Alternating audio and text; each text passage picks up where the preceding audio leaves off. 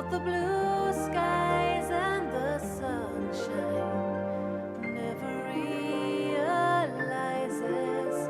that the door is open wide.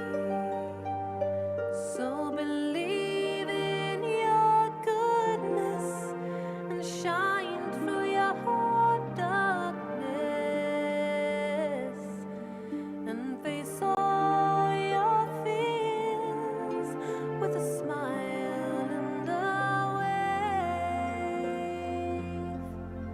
All the tears that you have cried are now turning into diamonds, and every road you tread is a road that's paved with gold.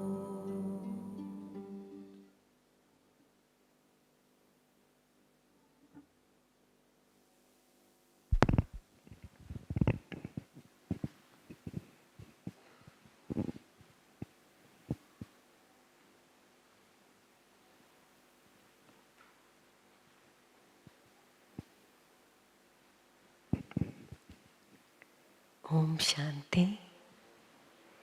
Good morning, brothers and sisters. I'm sure we are all enjoying this day of silence, and we've had a lovely morning, and now we have the great fortune to have BK Sheilu Didi with us to understand this important topic of understanding karma philosophy. We request you to keep staying in silence, as that's the best time that we can listen. And we're going to hear the wisdom of BK Sheilu Didi. Sheilu Didi is a senior faculty member of the Academy for a Better World, Gyan Sarovar, Mount Abu. She is also Vice Chairperson, Education Wing, Raja Yoga Education and Research Foundation, Mount Abu. She is the Director of Raja Yoga Training Incentives, Mount Abu. Didi is a broadcaster on television. She is a conference speaker, lecturer, trainer, interpreter, and a very popular orator. She has traveled extensively over 70 countries and in all 5 continents. In 2023, BK Sheilu Didi was presented Women of Excellence Award. So it is really our fortune today to have Didi, who is so inspiring for her wisdom, her enthusiasm for the knowledge, and her generosity. Thank you, Didi. Om Shanti.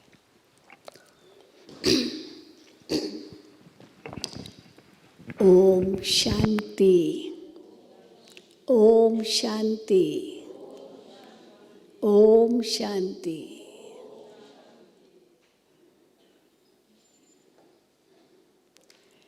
So, I'm sure Baba's children know about karma philosophy very well.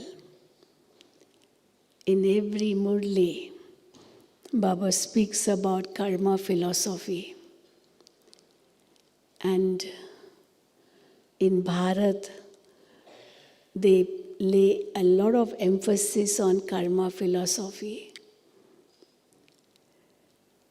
And that is why we are able to understand that there is reincarnation, rebirth. Because they say that when a person dies, he takes his karma with him. The soul takes the karma it did in its lifetime in the form of sanskars. And these sanskars accompany the soul. And when a child is born, they say the child has brought its fortune. So the karma in the past birth becomes the basis for the fortune or misfortune for the child who takes a new birth. And this is karma philosophy. So what is karma philosophy? I've tried to put them in these slides, which I'm sure you will enjoy. So karma philosophy, to be understood well, for it we need to understand the meaning of karma. So what is karma? Karma is, this word karma is actually a Sanskrit word. Sanskrit word, which literally means any work you do. It's a verb, sitting, eating, drinking, sleeping, waking. We say these words, walking, talking, hearing, speaking, all these are verbs. And we can say that that verb is karma. Whatever we do, that is karma. So it's work.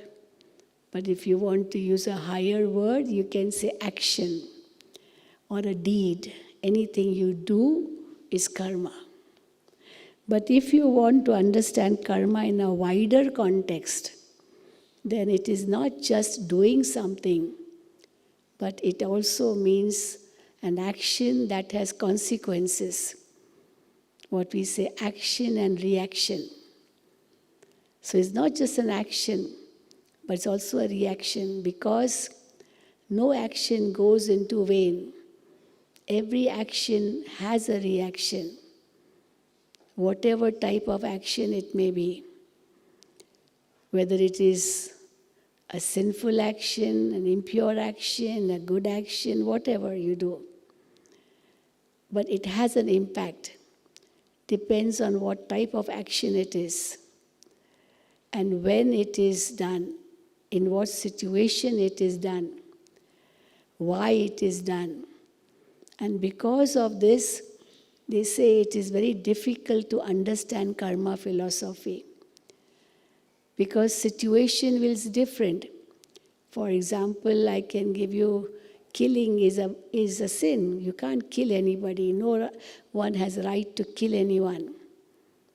But then the soldier who is in a battlefield or who is at the border of the country, he has to protect his country. And if he has to protect his country, he has to save it from enemies. And if the enemy is attacking, he has every right to kill that enemy. So definitely it's not a sin. But you may say, well, killing is a sin. But yes, that one killing, maybe it's a sin, but then you are protecting 1 billion people of your country, or how many people in your country.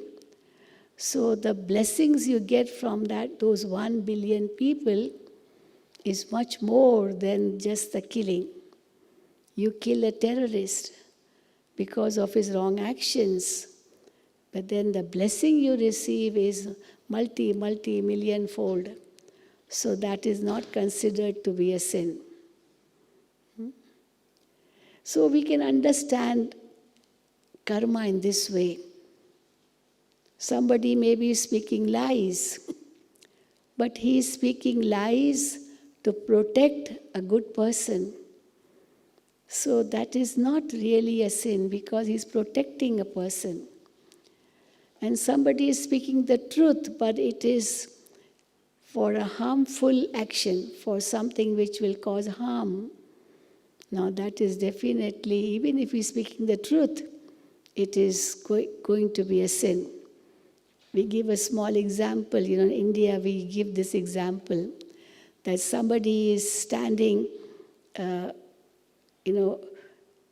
a footpath, and there are 3 ways there, just 3 roads passing through that place where he's standing, and a cow comes running. She's actually wanting to save her life, because there's a butcher running after that cow, and that butcher wants to kill the cow. And that person watched very well where the cow went. There are 3 roads, so which side the cow went, that person knows. But when a butcher comes, he asks that person, which side did the cow go? Now, if he says this side, that means that butcher will go and kill that cow. Now, killing a cow in India is considered to be a very big sinful act. And if he speaks lies, then it's a sin. If he speaks the truth, well, it's not considered to be a sin. But then the reaction of that, if he speaks the truth, that person will go, the butcher will go on that side and he will kill the cow. So he will speak lies. He will say, no, it went this side, so that cow is saved. Or even if he says, I don't know, and although he knows, but still he says, I don't know, then definitely it's a lie because he knows it. He may be neutral, but it is a lie. But here, speaking the truth will make him a sinful person. It will create a sin. But speaking a lie will not be a sin because he has protected that cow. That's an example we give. So just speaking lies is a sin, they say. Stealing is a sin. Killing is a sin. But in some situations, speaking the truth may also be a sin. So how to differentiate? How to decide what is a sin and what is not a sin?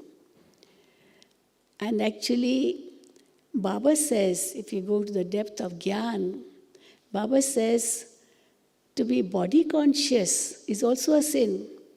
I, we say all the time in a body conscious way. Baba says, you are not a body. You're not the body. You are a soul.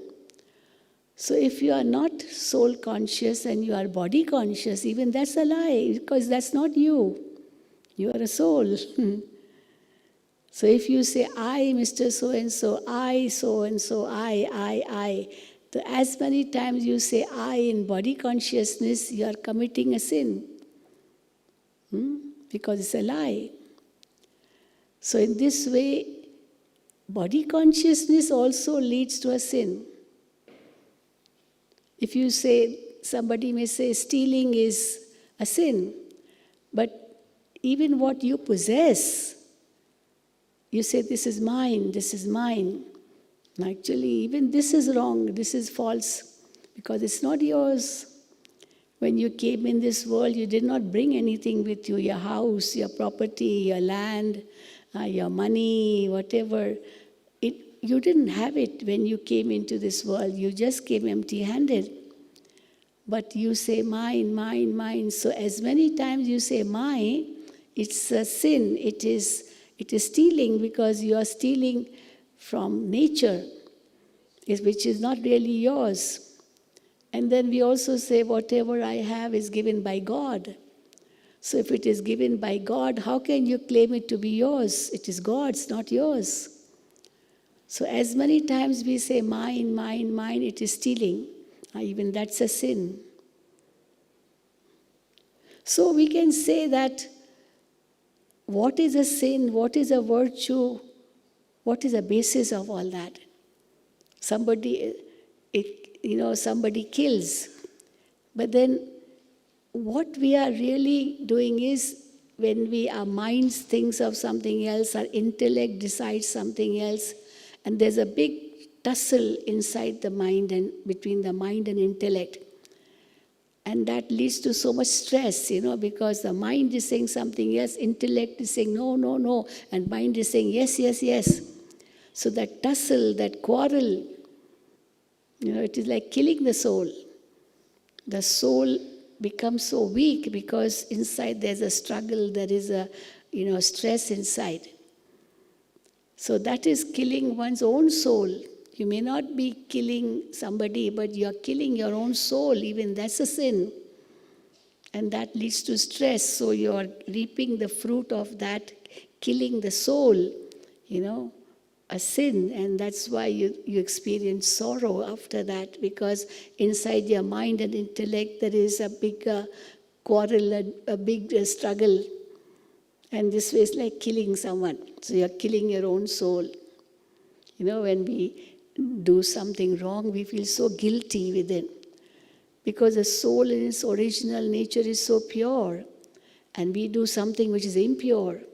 So I feel guilty conscious. So guilty feeling is also a sign of experiencing sorrow, which is because of that sin I committed of, not listening to the intellect, but accepting what the mind says. And the mind is under the influence of senses. Wherever the senses take the mind goes there. It is pulled by the senses, sense of touch, sense of smell, sense of taste. The mind is diverted there. All these vices are based on that only. What is lust? Sex lust, if you think of. Lust, it is an attraction towards the skin, no? What is lust? Sex lust. It is attraction towards the skin. And the smallest part of that, the lightest part of skin attraction is when you go to a museum and you are watching that museum and there are many, models there, many things there. And it is written, please don't touch. Please don't touch. But how many people still touch even after reading that, please don't touch, they still touch. Why do you touch? You're not going to take it. You're not going to buy it. You're not going to steal it. You're just watching, that's all. You go to a museum. But still you want to touch. That attraction of touching is the minutest form of sex lust, of lust. What is anger? How do you express anger? So like lust is through skin, attraction of skin. Anger is eyes. Anger is visible from the eyes first, before anger comes into words. It is eyes, so we say he's angry now. Even if he's not saying anything, but he's staring with that anger. So anger comes through eyes. So if I'm staring at somebody, trying to frighten that person, that means a subtle form of anger, which I may not say in words, but then I'm showing that I'm angry. Then greed is the attraction towards taste. I want to eat this, like Baba said today. In Hindi, there is a saying, Sindhi language, Baba used to say. They say in Hindi, it's rhyming words, khau, khau, khau. I want to eat, I want to eat, I want to eat. Khau, khau. So Baba would say, khau, khau, tere pet mein balau. Balau means, insects in your stomach. So what these insects do, they eat up the food you eat.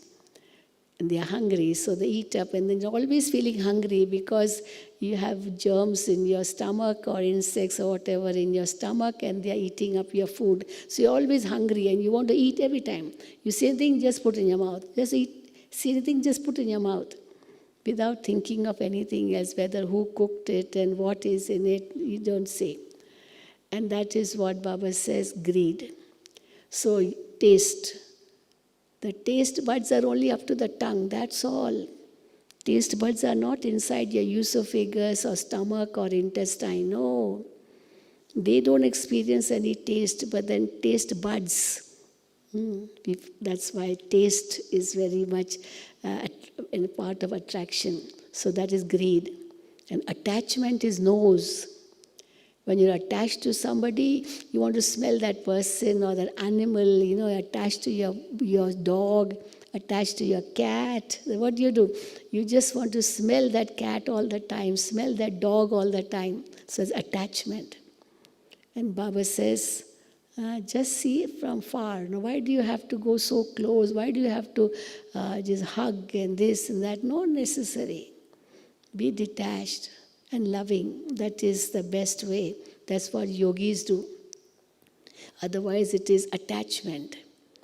And ego is ears. If somebody speaks ill of me, immediately I get so angry. I feel insulted because my ears have heard it. So my ears are raised. How dare he say that about me? What does he think of himself? So ego works there. And therefore, Baba says, karma means an action, but also its consequence, its result, reaction. Now, karmic theory could be understood as Newton's third law of motion. You saw you must have seen in the art gallery, there is this little toy. There are 5 balls, and you just hold one ball and try to kick, the other balls. And that's the force which you use to throw that ball on the other balls, that same force will go to the last ball. And that last ball will come out with that same force, and then come back to the second last ball with the same force, and that will go back with the same force to the first ball. So this is for every action, there's an equal and opposite reactions. This is Newton's third law of motion. So we understand this, that whatever you do, you get back. And to understand this further, we can say karma means the law of cause and effect. There can be no effect without a cause. And every cause will definitely lead to an effect, although it may be temporary. It may be not lasting. For example, I hold a finger and I just draw a line in the air. A line is drawn in the air, no doubt, but you can't see it, and immediately it vanishes. But a line did get drawn when you just took your finger and drew it in the air. But then it finishes. Now that same finger, if you put in water, it will form a line. But that, because that water is, it is liquid, so the line will come maybe for 2 seconds and then again vanish. If it was in air, it was not even visible, but in water, it is visible, but then it vanishes. But that same finger, if you draw a line on sand, you go to the seashore and draw a line on that sand, it will last for a while till someone comes and puts a foot on it, then it will disappear. So it will last longer. Air, water, then soil, or soil, in the mud, and then if you take something sharp and draw a line very hard on stone, that line will remain for many, many years. So action is the same, but reaction can be different because of on what you did that action. For example, you make a sound in somewhere in a desert area where there's nothing there, desert, complete desert, not many trees also, nothing. And you just shout loudly. You won't be able to hear your own voice because it's not coming back. That action, the reaction is not coming back.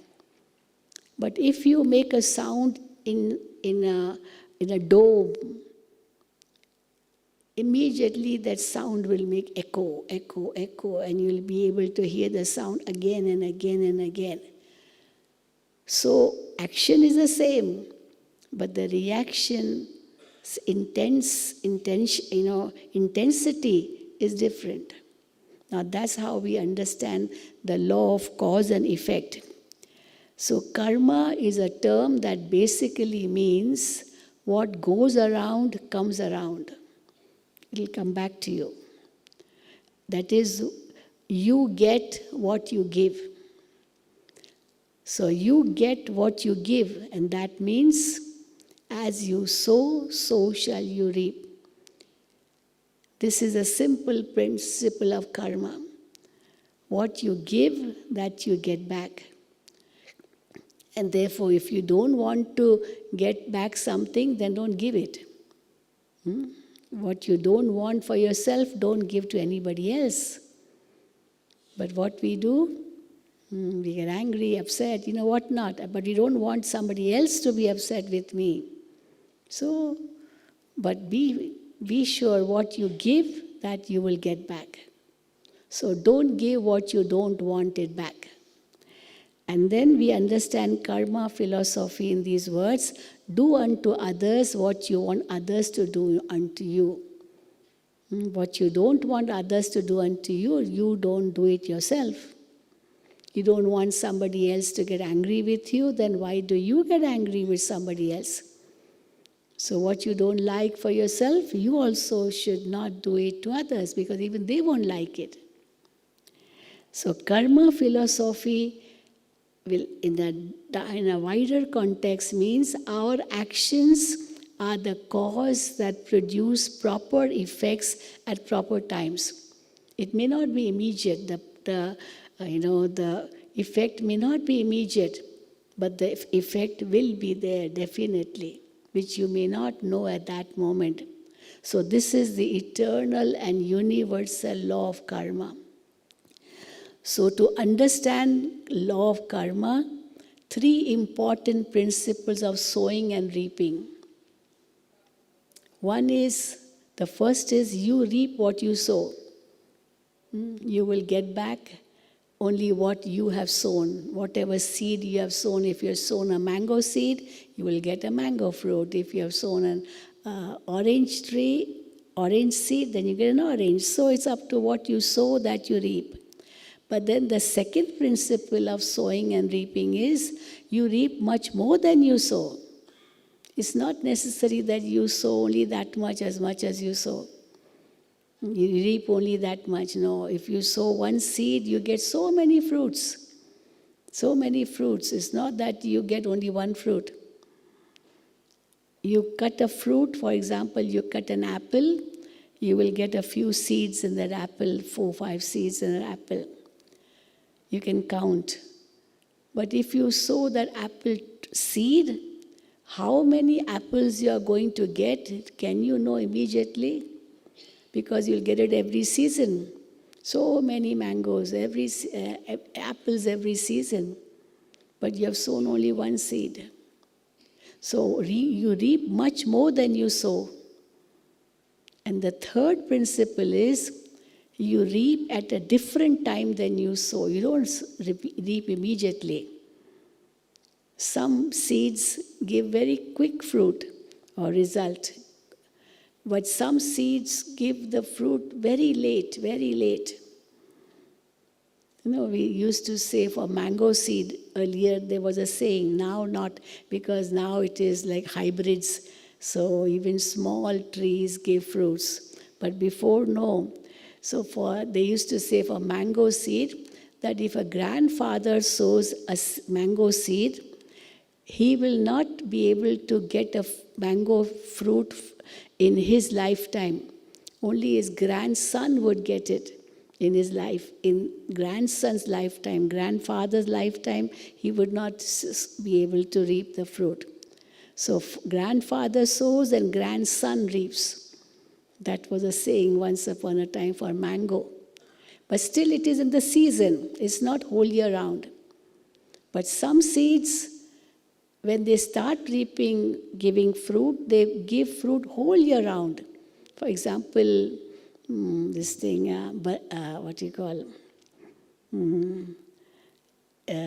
coconut tree. A coconut tree gives coconut all year round, although only one seed sown. But after so many years, they say 10 years, then the fruit starts coming, but it comes whole year. So seed sown once, and after 10 years you get the fruit. And somebody else may eat that fruit, although you have sown. But for karma, it's not like that. What you sow, that only you will reap, nobody else. And maybe not in this birth, maybe even after 7 births, you can reap.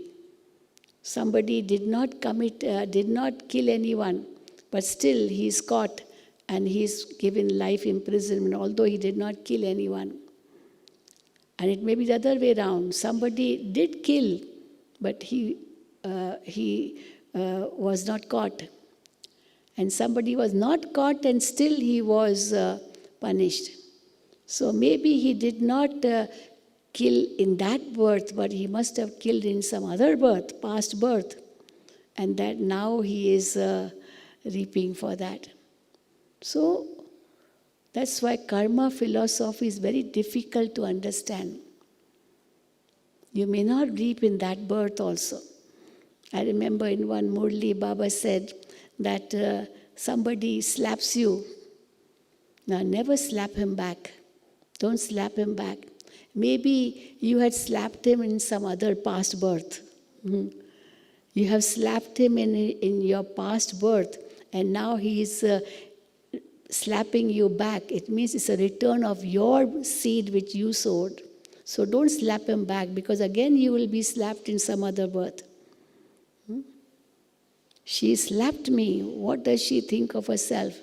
But karma philosophy says maybe you had slapped her in some birth and now the return has come.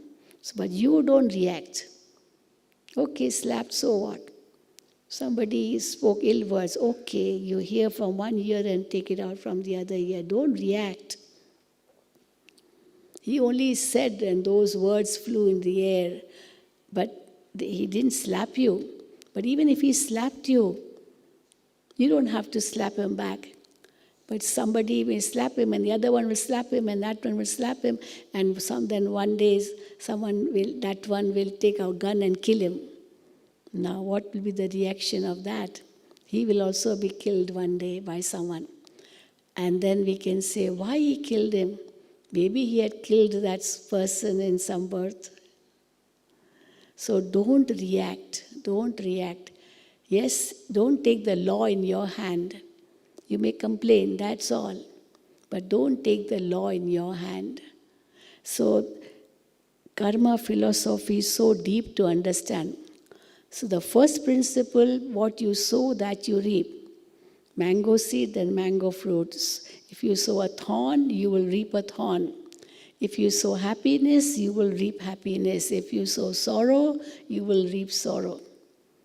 Now, some people question that I give happiness to that person, I never give sorrow to him, but he gives me sorrow.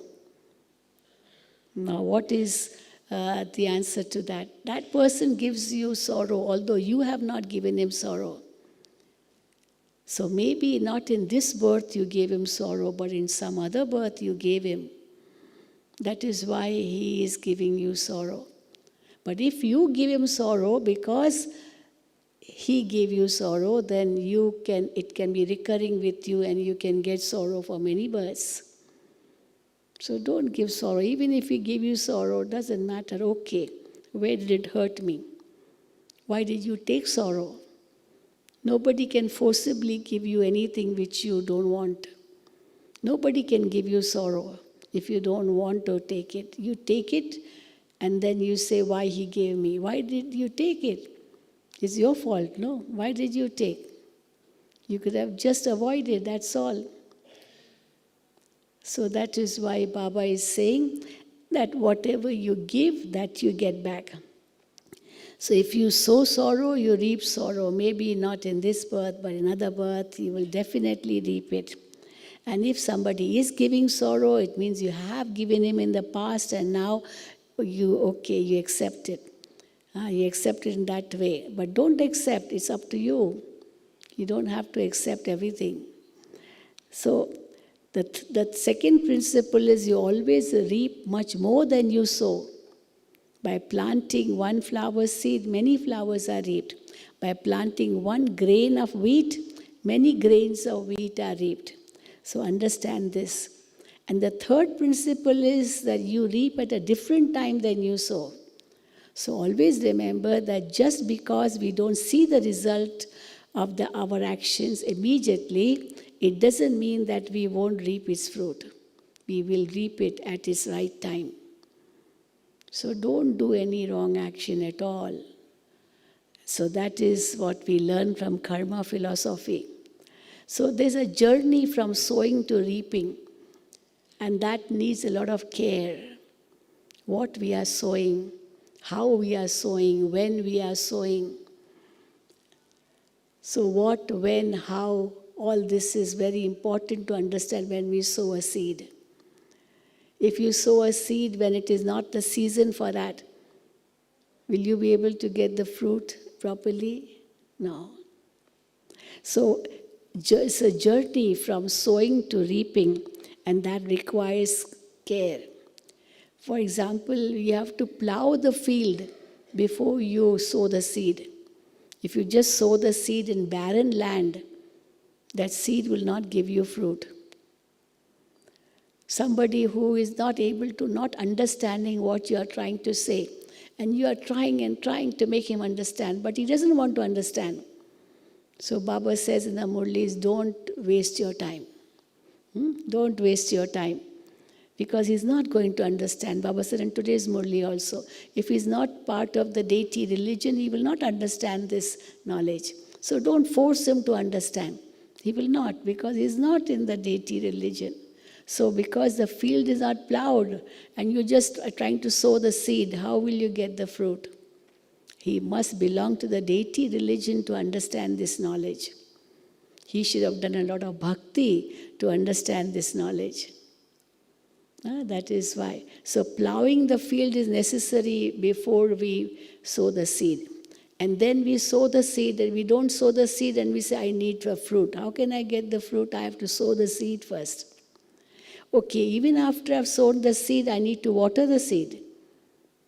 You don't water and you just sow the seed and say, I've sown the seed.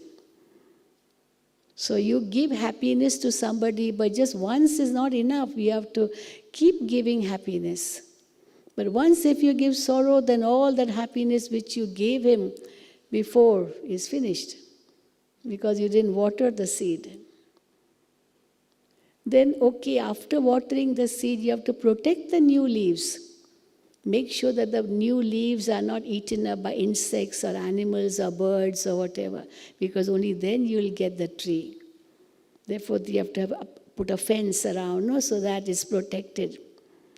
So when you give happiness, make sure the intellect of that person understands that you have given him happiness. You have done something for him. He should consider it to be a privilege that you have done something for him. Not that, why, of course he has to do it, it is a duty. No, it's a privilege. You should thank him. But we don't thank, he must do it, he is supposed to do this for me. Father, you tell your father, I want this, and the father is not able to provide. But he does get it from somewhere and provides you. You don't even thank him. You think it is my right. Before accepting the right, you also have to have some responsibilities. Don't say my right without understanding your responsibilities. That's what it is said. Rights and responsibilities go together. Otherwise, only rights, then you are creating karma with that person. Yeah, then you'll have to pay back one day. So, protecting new leaves, allowing fruit to ripen. Now, once the fruit comes on the tree, don't pluck it, raw, because it will be no use eating raw fruit. Raw fruit is bitter, raw fruit is hard, raw fruit will not really give you any result. So you have to wait for the fruit to ripen. And once it's ripened, then eat it and share with others. Now there is, for example, I have lots of wealth. This is the fruit I have received. But what am I supposed to do with this fruit? Not just keep it with me. I have to share it. Baba said today, donate, give. If I'm just keeping it in the bank, one day the government will take away all the money, or thieves will steal away. You don't know. So use it. And the more you use it, the more you will get. It's for everything. In India, I don't know if it's in the West, but in India, supposing a child is not eating fruit. No, he doesn't like fruit. So they say that make him donate fruit. Because if he donates something which he doesn't like, of course he can afford. He has so much at home, but still doesn't like. Many children don't like.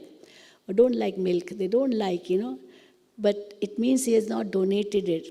So make him donate that. So if he donates, then he will also start liking it. Then he will eat. Otherwise, he will not eat. That's a saying. So I'll eat the fruit and share with others. If you don't share with others, your fruit will become, it will rotten. Because fruit cannot last long. You have to share it, And when you share it, be happy yourself and make others happy. Share that fruit.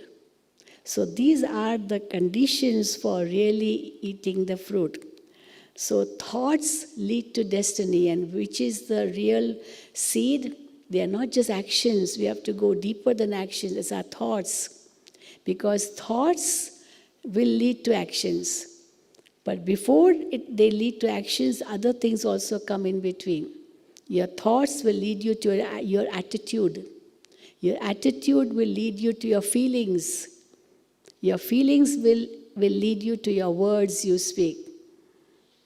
Your words will then lead you to your actions, and actions will lead you to your habits, and habits will lead you to your personality, and that will lead you to your destiny. So what type of destiny do you want?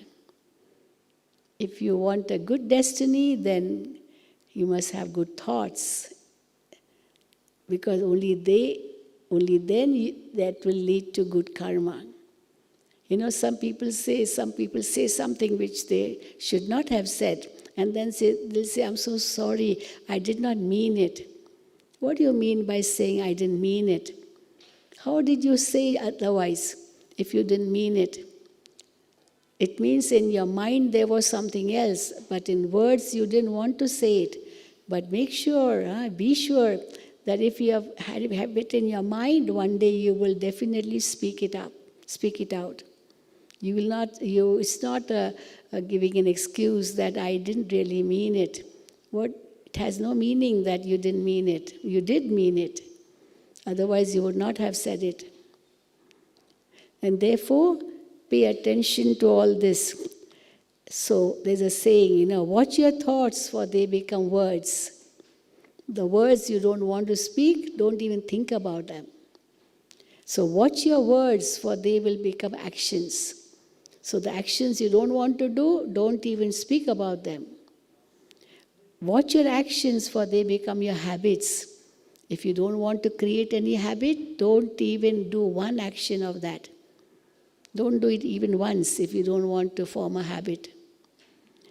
Watch your habits, for they become your personality. And watch your personality, for that will form your destiny. So thoughts lead to destiny. Therefore, watch at every step what you are doing. So every person is responsible for his actions.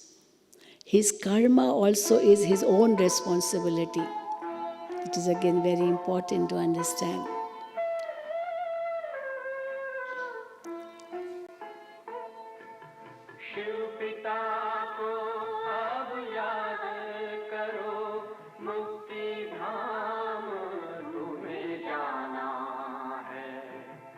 अपने सुकर्मों के बल पर ही सतयुग में तुमको आना है। शिव पिता को अब याद करो।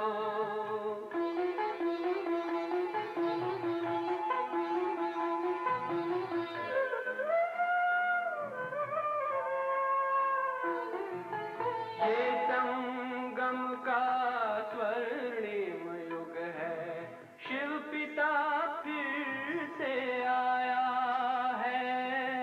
ब्रह्मामुख से शिव बाबा ने वही गीता ज्ञान सुनाया है। कलयुग का अंत अब आया है, विकराल विनाश खड़ा आगे। अब हम सबका शिव पिता ने बतलाया है। शिव पिता को अब याद करो।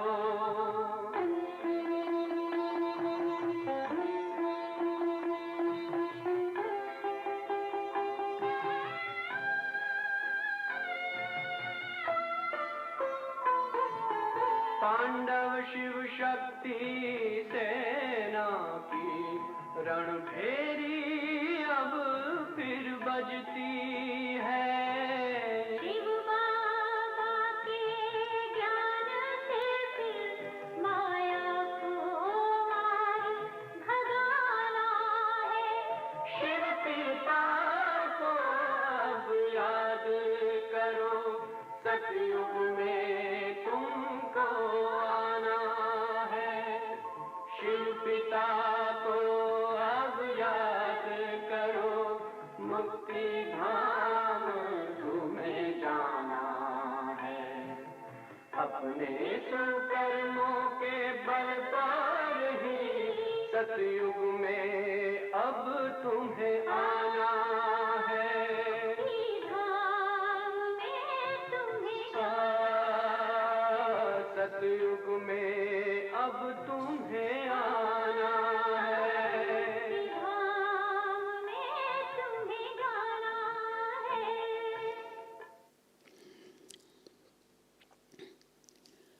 So every person is responsible for his actions. You cannot blame somebody else for your actions.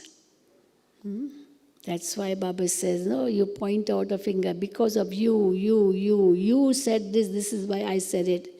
It's a blame game. People in this world play a lot of blame game. They blame others for their own actions.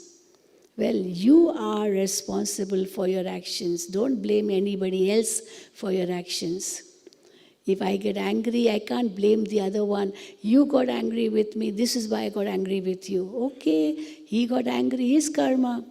Why do you get angry? It's up to you. No, to get angry or not angry is in your hands. You can't blame somebody else for your anger, can you? If you don't want to get angry, nobody can force you to be angry. So every person is responsible for his actions. So his karma also is his own responsibility. And then actions are the ground upon which we stand. This world is called karma kshetra, the land, the field of action. So this world is a field of action. You know, many people say, why did God send us into this world? Why did God create this world? Why did God send us into this world? Well, first of all, God has not created this world. This is eternal. So for no question, why God? You can't say why God created because He hasn't created. And secondly, this world is a field of action. And every soul has this sanskar of coming into action. You know, like if there's an actor loves to act. And to act, he needs a stage. A dancer who has a skill of dancing, she wants to dance, he wants to dance. So every time he's looking for some stage where he can dance, because that's his art. So performing actions, karma is also an art. And every soul wants to perform that. For that, it needs a field of action, a stage. So this world is a stage. And then to perform those actions or to play its part, it needs that particular costume. So the body is a costume. The soul never dies. It's the costume which he changes, that's all. So every actor, he may play different roles with different bodies, which are his costume. But his identity does not get lost. If somebody has a role of a doctor in the next film or maybe drama, he has a role of a magician, a third drama, he has a role of a cobbler, whatever. So these are different roles, that's all. But identity does not change, he's the same actor. So soul is the same, but then it wears so many costumes, it plays so many roles. So this is understanding karma philosophy. So actions are the ground upon which we stand. Our actions are our only true belongings, that's all. We take nothing with us, we brought nothing with us. So some people do say that we brought nothing, we take nothing, but it's not so simple as that. We take our karma with us. But those who don't understand the soul, they won't even understand this. And the child is born, he brings his, whatever he has done in his past life, he brings his destiny with him. And therefore, our actions are the ground upon which we stand. Our actions are our only true belongings. No one can escape the consequences of his actions. He will definitely have to reap for his actions. No one can accept. Now, understanding karma. Some people, they are afraid of karma philosophy because they know that what they sow, they will reap that. And some people love karma philosophy. So karma, they are afraid of karma philosophy. So that is fear-based karma and love-based karma. You should not fear karma. You should not fear the consequences of your actions. You should love it. But how will you love it and why do you fear it? So fear-based is you reap what you sow, that is understood. Karma is the consequences, both good and bad, that are brought to you based on your actions, good or bad. You are judged by your actions. And therefore, do good actions. This is what karma philosophy teaches us. So it's a love-based understanding for karma. Karma is a gift that brings you lessons for your soul's personal growth. You know very well about karma that what you sow, that you will reap. So sow only good. Don't sow anything bad for which you will reap.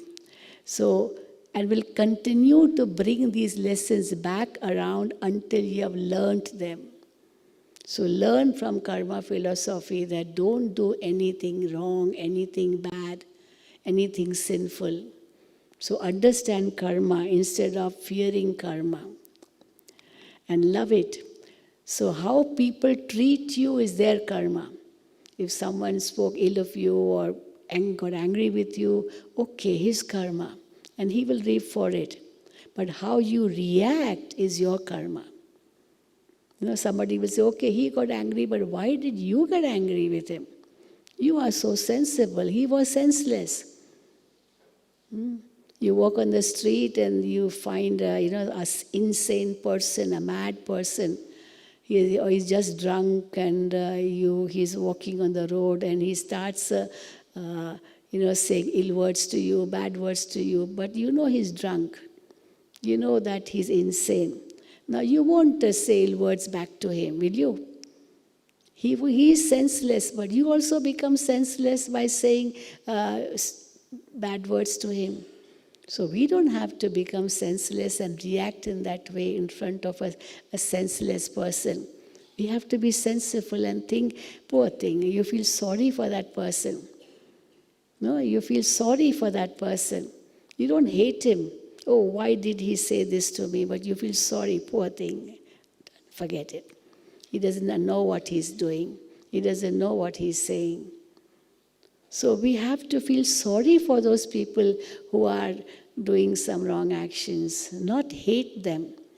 That is why the Bible too is written, hate not his sins, hate not the sinner, but hate his sins. Bible says it. Even in our Indian prisons, it is written there. In Hindi they say, Paap se nafrat karo, papi se nahi. Don't hate the sinner, because who knows why he's committed that sin. Who knows what his emotions were at that time. Because after he committed that sin, definitely he must have felt very guilty. He must have felt very guilty. And secondly, he committed that sin, but when he went home, he did out of anger something wrong. But then when he went home, he starts loving his children. So love is his basic virtue, his innate quality. Not getting angry or killing somebody, that's not his innate quality. So we understand how people treat you is their karma, but how you react is your karma. And don't blame anybody else for your karma. So by understanding the law of karma, what happens? I make myself totally responsible for my life. You can't blame somebody else. He spoiled my life. He spoiled me. He. No, 3 fingers are towards me. Maybe fault of somebody for one fault, but 3 faults are mine because I did something which I should not have done. So I make myself totally responsible for my life when I'm understanding the law of karma. I don't blame anyone else. Instead, I develop tolerance, acceptance, and endurance. I become tolerant and experience inner peace and power. Somebody speaks bad words to me or not very appealing, I feel insulted. Whole day I'm crying and crying and crying and crying and crying. Okay, what will happen? Finished. That person said something, even forgot about it. But I accepted it and started feeling the sorrow. Whole day I'm crying. So who is affected? Not that person. Maybe later on, okay, but not at that moment. So why do I cry?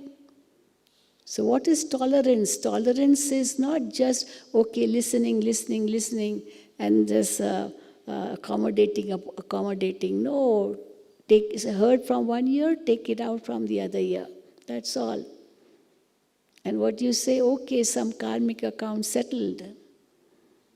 Or you may say he was only playing a part, a role. He played that role. That was his role at this time in the drama. And therefore, I don't blame anybody else. Instead, I experience inner peace and power. But then some people say, oh, this karma philosophy is very bad. I don't want to perform karma. That's why, some sannyasis, they just leave their home, leave their family, leave their responsibilities. And they call themselves karma sannyasis, who have renounced karma because they don't cook. They don't have a family, they don't have any responsibilities. They say, we have renounced karma. But actually, I cannot renounce actions. One cannot become a karma sannyasi. And Baba says in the Gita also it is written, one cannot become a karma sannyasi, but he can become a karma yoga sannyasi. Karma yoga sannyasi. Karma yoga sannyasi means doing karma, performing karma in God's remembrance and renouncing the vices, renouncing the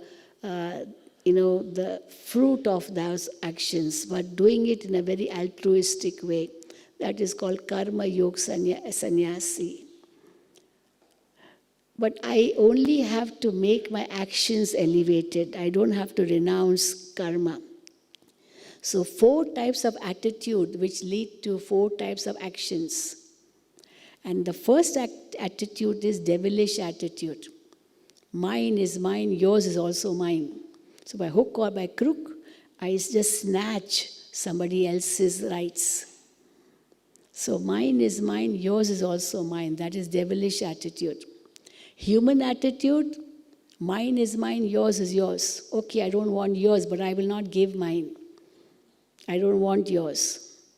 Between brothers, when their property is distributed, they don't like it that way. So, okay, you keep yours, I will keep mine. I will not give you mine, and I don't want yours. So a wall is built in between.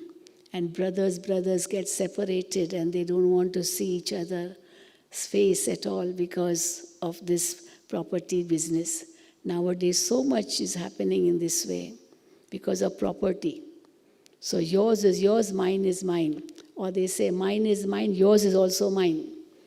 The elder brother does not want to give that property, want to give to the younger brother, so on. So much is happening in the world today. And that's why government has to make laws. Then the third is divine attitude. Divine attitude means mine is mine as well as yours. It is ours. We can use it in a mutual way. Why not? In the earlier days, nobody locked doors to their homes because nobody would steal. Instead, if in one family, in one home, there was some shortage of something, they would go to the neighbor and say, can you give me something? And if there would be shortage in the neighbor's home, then he will come to the first one and say, can you give me something? There used to be exchange. And they used to help each other. But now the doors are shut.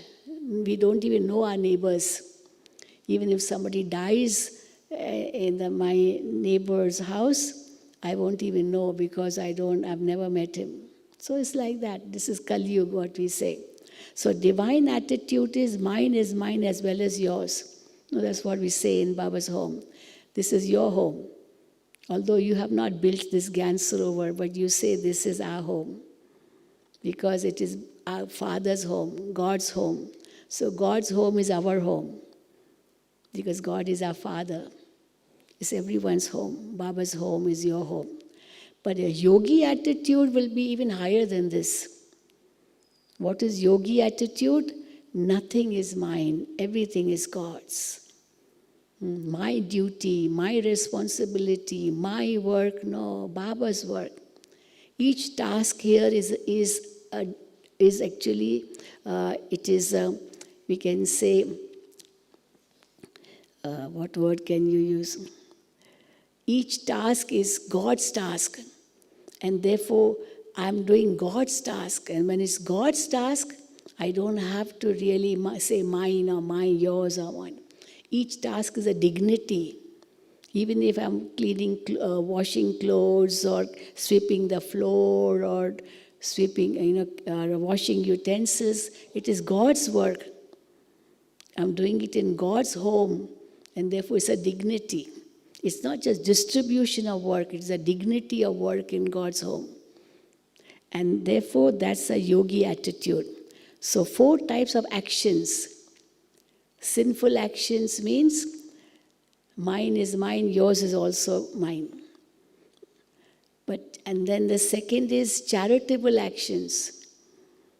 I am helping other people. Third action is elevated actions, altruistic work, without thinking of the reward. And fourth is neutral actions, because it's everyone's duty to do it. Now, what are these 4 types of actions? Sinful actions are based on negative thoughts of body consciousness resulting in vices. Therefore, Baba says body consciousness is the root to all the vices, which are the root to all the sins. Any action committed under the influence of body consciousness leads to a sinful action. And the 2 doors to sinful actions are I and mine. I and mine. Somebody did a survey. We talk on telephone, which word is commonly used in our dialogue, when we speak on a telephone. Which word? And that word is I. I am saying this. I am doing it. I. How many times during the whole day we use this word I? And if we are doing it in a body conscious way, definitely we are committing a sin. So I and mine, these 2 are the doorway to sinful actions. What are charitable actions? They are based on helping the needy in a physical way. You help someone. If you have something, help the other one. If someone comes and says, I'm hungry, okay, you can take a piece of bread and help that person. It's not that you will lose anything. Help him. So they are based on helping the needy in a physical way. These are charitable actions. We do a lot of donations, don't we? Blood donation, this donation, that donation, that donation. We do. So these are all charitable actions. And surrender your actions and their fruit to God and experience peace and power. After you have done something good, some charitable action, don't think of that action. In Hindi we say, neki kar darya mein dal. If you do something good, don't narrate it. Oh, I did this good, I did that one, I helped him, I helped him, I helped him. Okay, done, good, fine. Don't think of the fruit. Baba knows, Baba will give the result. I don't have to think about it. But if you do something wrong, don't hide it. If you do something good, no need to tell anyone. But if you do something wrong which you should not have done, then tell the truth and ask for forgiveness. Don't hide it. Because if you hide it, one day it will be revealed. No? So why hide it? And when you hide it, first of all, your habits will increase. Because nobody knew, so you'll do it again and again. And if you do again and again, you'll form a habit, and one day you will definitely be caught because as you have formed a habit. And once a habit is formed, you will do it even unknowingly. Before you did it knowingly. Oh, nobody should watch, nobody should watch. But later on, because nobody watched it, it became a habit in you. And you will do it even without knowing that somebody is watching you. And then you'll be caught. So why not say it and then finish that action so that you don't repeat it? So surrender your actions and their fruit to God and experience peace and power. So what are elevated actions? We say satkarma, pure karma, pious karma, which Baba teaches us. They are selfless actions performed with soul-conscious and God-conscious attitude. In a soul-conscious way, in Baba's remembrance, we are doing selfless action, altruistic actions for the benefit of others. How much I will be benefited, I don't have to think at this time. Definitely I will be benefited. So these are elevated actions, and these elevated actions, what is the basis of them? How will you perform elevated actions? For that, we need the soil of character in life. Character, very important. You need to, have a good soil. So good character in life. Only then you can perform elevated actions. Seed of elevated actions and manure of disciplines. You must be disciplined in life. Then only you can do good actions. Climate of good sanskars. There you have to watch the climate before you sow a seed. So good sanskars are needed. Then water of God's remembrance. You have to water that seed. So Baba's remembrance is like watering the seed. An air of pure atmosphere. Why people go to a place where there is, no pollution? They go to the mountains. They go to the seashore because no pollution there. They come in the cities, there are lots of pollution, so they avoid and go to the mountains and the sea. So because here also air of pure atmosphere. People go to temples, people go to churches, so pure atmosphere there. And sunlight of knowledge. You need knowledge, because every seed needs sunlight also. Then fencing of positive thoughts. Come what may, I will not have negative thoughts. Baba said before yesterday's Avyakt Murli. Avoid negative thoughts and waste thoughts, because that will create, that will give an open way to impurities. So patience for fruit to ripen. You must then be patient. You have done good actions, everything is good. So wait for the fruit to ripen. And the fruit is of contentment because you did something good. So that fruit you eat and share. Make others also be contented. And then if you perform such elevated actions, what will you become? A human being will become a deity. Baba said, you are performing elevated actions at this birth, and the next birth, you reap the fruit. And you become Sri Lakshmi, Sri Narayan. What actions did they perform which gave them such a high fruit? They didn't perform any elevated actions in Golden Age. But in the previous life, in Sangam Yuga, they performed the elevated actions which gave them this fruit. And what are neutral actions?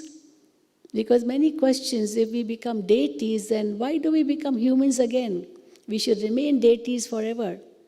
But no, this is karma, field of karma. Because once we become deities, we are reaping that fruit. Sowing a seed is also a karma. But eating the fruit is also karma. Eating the fruit is also karma. So deities are eating the fruit of the good karma they did at Sangam Yuga. So what karmas do they do at that time? Those are called neutral actions. They are not sowing any more seed. They are just reaping. And even reaping is like withdrawing from your account. You have credit and you have debit. So you credit, you put in your account. And then gradually you start removing. Debit account you are removing. And one day it will happen that your account will become empty because you have removed all the money. So for 2 ages, Golden Age and Silver Age, we are reaping the fruit of our righteous actions we do at this time. Then what will happen? Then Copper Age comes. In Hindi we say Dwapur, 2 parts. So 1 part is over. Now the second part begins. When neutral actions are finished, now 2 types of karmas become. No more neutral actions, no more elevated actions, no more, elevated actions, but 2 types of actions. Pap and punya. Charitable actions and sinful actions. Only these 2 karmas remain. People do a lot of charity. In Golden Age, no need to do charity because everyone is elevated. Everyone has everything. No need to do charity. They don't want anything, so they don't need anything from anyone. Each one is just reaping the fruit of their righteous actions they did at Sangam Yuga. But Copper Age, yes, they start doing charitable actions, building temples, building churches, building, guest houses, doing everything free for people, feeding the poor. So much happens. So these are charitable actions. And therefore, neutral actions are those which do not lead to any fruit, but are fruit themselves. So as sowing a seed in action, eating the fruit is also an action, but it has no result. It is only reaping. So neutral actions, and that is how 2 ages we are reaping the fruit of our righteous actions, and then from Copper Age onwards, unrighteous actions and charitable actions, sinful actions and charitable actions. And then ultimately, those charitable actions also, they are finished. You know how charitable actions are finished? When we are having ego. I did so much charity, I gave so much, I. So again, the reward of those charitable actions also becoming less and less because you did with ego. And secondly, because you did a charitable action and that person to whom you gave was not the right person. A drunkard has come and he's asking for money and you give him money. He will go and drink. What good he will make of that money you gave him in charity? He will only go and drink, and then maybe after drinking he'll go and kill somebody. So it's not just he who killed and that was a sinful action, but the one who gave him money, who provoked him, who encouraged him, because you gave him money. Even you are affected. That is why we say, some people say, I only eat meat. I don't kill an animal. Okay, killing an animal is a sin. But I don't kill. I just eat. Food comes in front of me, which is meat or beef or whatever. Why should I be called that I've committed a sin? But if I eat, it means somebody cooks for me. And if somebody cooks, it means there is also need for somebody to buy it. And if somebody buys, then therefore there's need for someone to sell it. And if someone sells it, then means there is need for somebody to kill the animal. So all are equally affected. It's not just I just eat. I don't kill the animal. But whether you are killing or you're selling, you're buying, you're cooking, you're eating, all are equally affected. If I murder somebody, it's not just the murderer who is the sinful sinner, but the one who provoked him to murder, the one who encouraged him, the one who showed him the way, the one who gave him money for that. All are equally affected. All are equally sinners.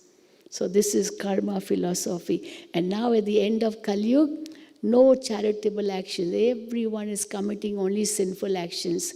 And now, in these sinful actions, we say 84 years, 5,000 years, we have taken this one birth. And then in karma philosophy, we also explain about rebirth.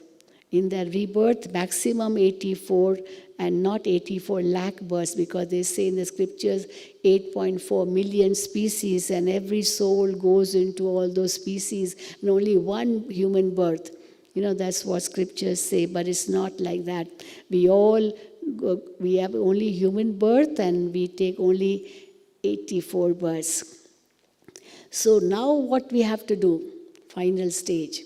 Now what we have to do is, we have 63 births of sinful actions burden on our head.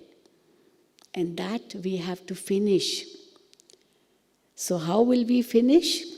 We have to absolve sinful actions of past 63 births.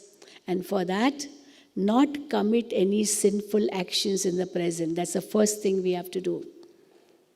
We have to finish. We are already so much debt. We should not take more debts. When will we pay for those debts if I'm taking more and more debts? So don't commit any sinful action in the present. Don't do any action under the influence of body consciousness and ego and jealousy, hatred, all that. And then we also have to accumulate elevated actions for future 21 births, 63 births, debts to be cleared, and 21 births, fruit to be put into the bank. So I have to earn so much. 63 births, debts to clear, and 21 births, fruit to earn. So how much I have to do? And for that, Baba says, what should you do? If you don't want to commit any sinful actions, let go. Forgive and forget, and become a flying bird. Forgive and forget. A bird holding onto a branch, and he's watching other birds flying. What will he do? Oh, I want to fly, I want to fly, I want to be a free bird. Then just open your clutches. Open your clutches of your hands. Just open and you can fly. You have wings. Nobody has forced you to hold the branch. Just remove, open up and fly. So how will you fly? Let go and let God. Let go, let God. Let God give the fruit. You don't have to, do anything. You don't have to do the reaction and, hit back. No. Let go and let God. So why have I come into this world? A very big question people ask. Why have I come into this world? What is the purpose of my life? They ask. It's not just minting money. That's not my purpose of life. It's not just making, buying land, buying houses. And what will I do? I will stay only in one house. I will sleep only on one bed. How much I need. So why have I come in this world? Baba gives the answer. One is, I'm an actor on this world drama stage. Remember this. I have to play my role in the best way possible so that others say, once more, once more. When I leave the body, it shouldn't be that somebody will say, good riddance to bad rubbish, good, he's gone. Nobody should say that for me. But it should be said that such a great person he was, now his place cannot be replaced by somebody else. A void is created because he's gone. So this is what Baba says. I have to play my role in the best way possible. And that's why Baba says you must take blessings of all. Blessings. Don't take curses of anybody. And secondly, why have I come into this world? I am an embodiment of peace, love, and happiness. So I have to share these values through my thoughts, words, and actions with others. That's why I have come into this world. I have to show my skill of sharing my values with others. And thirdly, why have I come into this world? I have come to glorify God. So my actions should be elevated in order to reveal Him. Baba says you have to glorify Baba, you have to reveal Baba. How will we reveal Baba? Only when we perform elevated actions. So this is how we understand karma philosophy. Thank you. Okay? Om Shanti, Om Shanti, Om Shanti.